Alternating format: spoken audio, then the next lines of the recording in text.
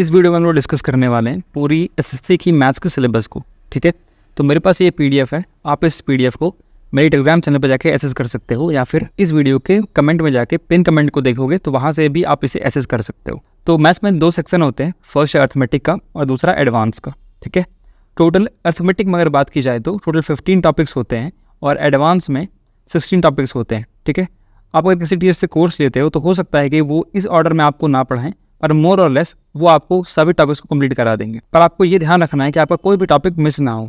ठीक है, क्योंकि एग्जाम में हर एक टॉपिक इंपॉर्टेंट है। एटलीस्ट जब आप अपना सिलेबस कवर कर रहे हो तो आपके पास अपनी हर एक टॉपिक की एक नोट्स होनी जरूरी है। और टॉपिक वाइज बात करें कि अर्थमेटिक में कौन से टॉपिक आते हैं, तो परसेंटेज आता है, प्रॉफिट एंड लॉस आता है, कंपाउंड इंटरेस्ट आती है, सिंपल इंटरेस्ट, रीसेंट प्रोपोर्शन और एलसीएम एचसीएफ से लेकर टोटल डेटा इंटरप्रिटेशन तक ये सारे टॉपिक्स अर्थमेटिक में आते हैं। हो सकता है ऐसा कि कुछ टॉपिक्स जो मैं अर्थमेटिक में लिख रहा हूँ कोई टीचर उससे एडवांस में पढ़ा दे। हो सकता है कि कोई टॉपिक जो एडवांस में लिखे हुए हैं, जैसे कि अगर आप यहाँ पे कंपोनेंट डिविडेंड की बात करो तो हो सकता है कोई टीचर उसे अर्थमेटिक में पढ़ा दे। ठीक है, पर मोर और लेस ये ऑर्डर सेम रहेगी। ठीक है, और अगर एडवांस की बात करें तो एडवांस में टोटल 16 टॉपिक्स हैं और उसमें से आप देख सकते हो number system, calculation, power search indices.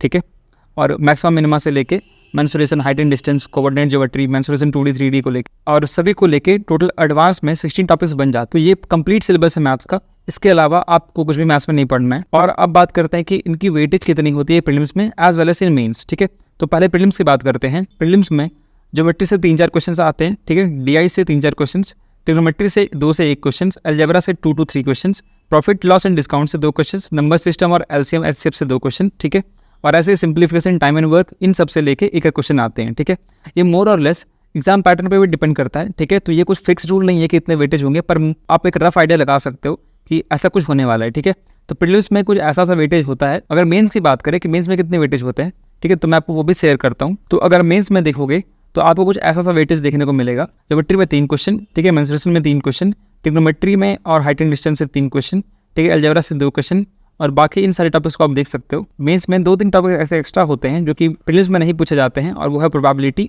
ठीक, और परम्यूटेशन कॉम्बिनेशन। परम्यूटेशन कॉम्बिनेशन के चैप्टर को प्रोबेबिलिटी में ही कंसिडर किया जाता है एसएससी में, तो आप कंफ्यूज मत होना इस चीज़ को लेकर। तो ऐसा कुछ वेटेज है, 30 क्वेश्चन होते हैं मेंस में और प्रीलिम्स में 25। तो आप वेटेज देख लो, ये मोर और लेस सेम रहेंगे, पर एग्जाम पैटर्न पे हर एक साल थोड़ी बहुत चेंजेस होती है। ठीक है, तो वो वैरी कर सकता है। ऐसे ही मैंने रीजनिंग की भी टॉपिक वाइज वेटेज और पूरी सिलेबस यूट्यूब पे अपलोड कर दिया है, तो आप चाहो तो उसे भी देख सकते हो। तो आज की वीडियो में बस इतना ही। ठीक है, थैंक यू।